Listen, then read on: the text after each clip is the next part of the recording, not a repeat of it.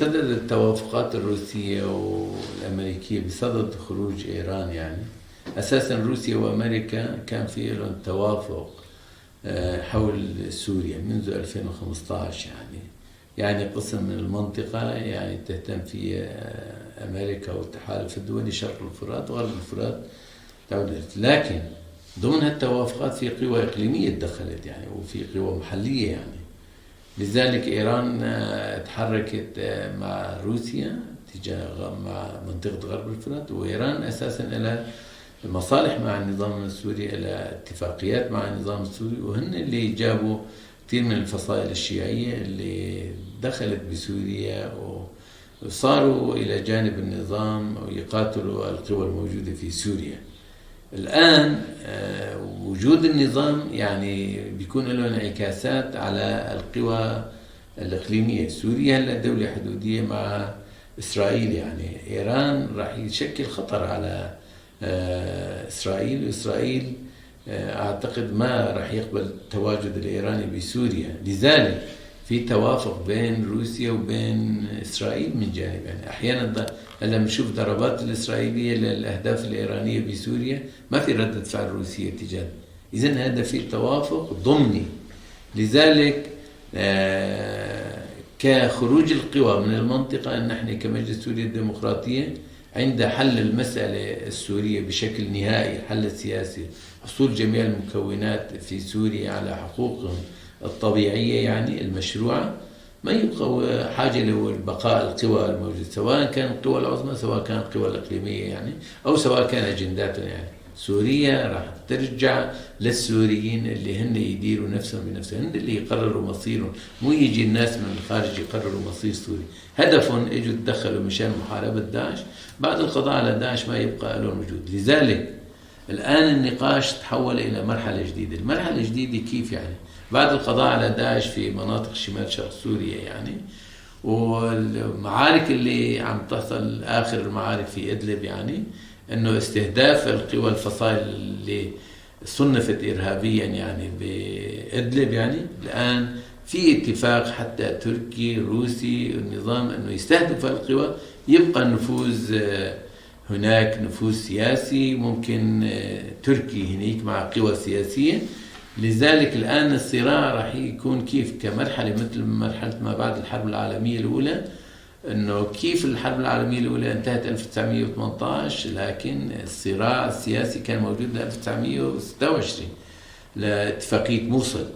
لذلك الصراع بسوريا بعد القضاء على القوى العسكرية الفصائل يعني راح يكون الصراع من جانب بين القوى الإقليمية والقوى العظمى، لأن القوى الإقليمية بتحاول هن كمان يتحكموا بسوريا ويكون الملف السوري تحت تأثيرهم، يعني يحاول يكون لهم ثقل بمستقبل سوريا.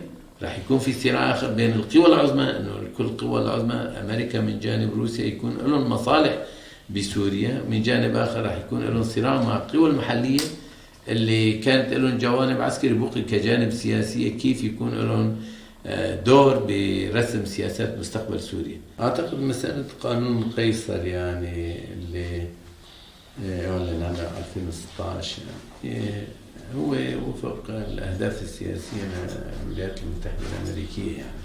هذا القانون يكون بمثابة ضغط آخر يعني على النظام يعني، لو يحدث توافقات ويتجه نحو الحل ممكن يعني يتأجل تطبيق هذا، لكن أكيد راح يكون له تداعيات سلبية على المجتمع كمان، على الشعب السوري. بالنتيجة يعني هذا القانون بده يحاصر سوريا يعني بكل الجوانب يعني، فقط ممكن معاونات الإنسانية يعني يسمحوا له. لذلك هذا الوضع راح ينعكس على السوق في سوريا يعني، وبالتالي راح ينضر المواطن. الولايات المتحدة الأمريكية هن من 1990 ويعني بداية حرب الخليج يعني لهم هدف يعني أنه لازم يصير تغيير في المنطقة، وحضروا للأرضية أرضية التغيير في المنطقة يعني من خلال رسم استراتيجيات شرق الأوسط الكبير، شرق الأوسط الجديد، في له استراتيجية التغيير. لكن ضمن تحقيق هذه الاستراتيجية في له تكتيكات، دائما يقتربوا يعني بتكتيكات، أحيانا بتوافق مع بعض القوى، أحيانا بتحييد بعض القوى، أحيانا بالضغط أحيانا بتهديدات يعني.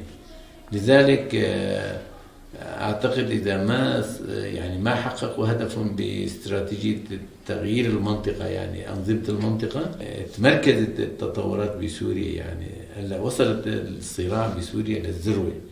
لذلك أعتقد سوريا راح تكون مرحلة الحسم بين القوى الدولية من أجل إعطاء الشكل والصيغة جديدة للشرق الأوسط. كل هالتصريحات اللي عم تطلع من المسؤولين الأمريكيين هي تصريحات مرحلية وليس ضمن استراتيجية، لأن استراتيجيتهم أنه التغيير. هالتصريحات لازم تخدم استراتيجيتهم التغيير. يعني ضمن هذا الرؤية يعني أنه روسيا ممكن تكون علاقاتها مع النظام السوري، وضمن طلب النظام السوري جاء روسيا في المستقبل، يعني إذا تم حل القضية يعني ضمن توافقات الروسية والنظام، يعني ممكن يعني أنه يبقى القوات الروسية، يعني ما أشار جيمس جيفري. أعتقد هذا بشير للمرحلة، يعني ممكن يكون في عامل ضغط على روسيا أنه إذا صار حل بسوريا وأنتم كمان أيدتوا الحل، يعني نحن كموقفنا تبقوا بسوريا، ما مشكلة ضمن اتفاقاتكم مع الدولة السورية المستقبلية يعني.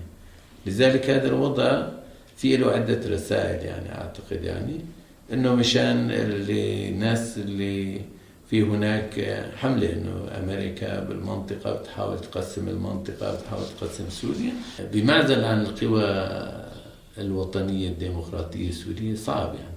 مثلا أعطيك مثال، يعني صار في توافقات دولية بجنيف، يعني صار في مجلس الأمن إصدار قرارات، يعني اجتمع الدول مجلس الأمن، يعني أصدروا قرار 2254 مشان حل المشكلة. لكن حتى الآن يعني مر يعني سنوات وسنين وما انحل. ليه؟ الحل يعني لا يصح الصح إلا الصحيح. يعني مثلا هلا بشمال شرق سوريا قديش عم بيحاولوا مثلا يحلوا القضية بمعزل عن شمال وشرق سوريا وما ينحل، يعني مباحثات جنيف والهيئة التفاوض يعني، لكن حتى الآن في أزمة وما تقدموا خطوة واحدة يعني. لذلك بدون مشاركة القوى المحلية الديمقراطية الفعلية اللي حققوا، اللي حاربوا الإرهاب، حاربوا داعش، بدون ما يحصل يكون في استراتيجية أنه كل الشعوب كل المكونات يحصل على حقوقهم الأساسية وفق المواثيق والعهود الدولية، صعب يتحقق حل بغض النظر عن هذه القوى الموجودة. هلا مثلا إذا بدهم يحلوا مشكلة سوريا، طيب كيف إذا ما كان شمال شرق سوريا مشاركة بالحل، كيف بدهم يحلوه؟ بدها تطلع أزمة ثانية. القرار اللي بدهم يتخذوه كيف بدهم يطبقوه بشمال شرق سوريا؟ بدها تصير معارك ثانية، بدها تصير فوضى ثانية. سوريا الديمقراطية منذ البداية كان لها رؤية سياسية حول الحل. مجلس سوريا الديمقراطية لها إيمان يعني ببدع جوانب، يعني أولا أنه الحل السوري لازم يكون سوري، يعني أنه القوى السورية. لذلك مجلس سوريا الديمقراطية منذ البداية لعبت على تجميع القوى الديمقراطية المعارضة يعني السورية، واستطاعت يعني تنظم عدة ملتقيات، عدة حوارات سوري 3 حوارات هون سووها بعين عيسى، و2 بعين عيسى، 1 بكوباني. الهدف تقارب وجهة نظر المعارضة والوصول إلى رؤية مستقبلية تجاه سوريا. وكخطوة ثانية بعد هالحوارات شكلوا ورشات عمل في أوروبا في كل دول مع المعارضة السورية. بالإضافة إلى التحضير الآن في مؤتمر القاهرة عم يشتغلوا عليه مشان عقد مؤتمر بين جميع قوى المعارضة، بالإضافة إلى إجراء حوارات كمان في الداخل السوري يعني، وإلى جانب الاتخاذ أنه يعني ضمن مبادئ وضمن أسس نحو سوريا المستقبل، سوريا ديمقراطية تعددية، وفي لهم طرح أنه لازم يكون في مفاوضات مع النظام السوري كمان يعني.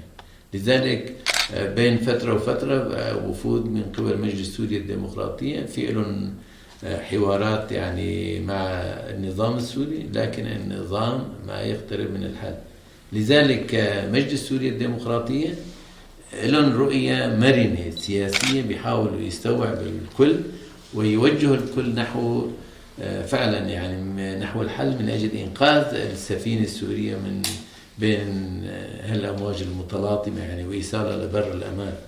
دورنا يعني على عدة جوانب نحن عم نشتغل. الجانب الداخلي نحاول أنه الإدارات الموجودة بالشمال وشرق سوريا تصل لنموذج وفعلا يكون لكل سوريا، أنه شوفوا المناطق اللي مجلس سوريا الديمقراطية متواجدة فيها كمرجعية سياسية لهالإدارات، حالة الاستقرار، حالة الخدمات، حالة الإدارة، الإرادة الشعبية الموجودة اللي بتظهر عند المواطن في هذه المنطقة، مساحة الحرية الموجودة في المنطقة، الأمن الموجود في المنطقة، يعني كنموذج لكل سوريا. يعني بلش يعني من جانب مجلس سوريا الديمقراطية يشتغل أنه يظهر في عنا بديل، يعني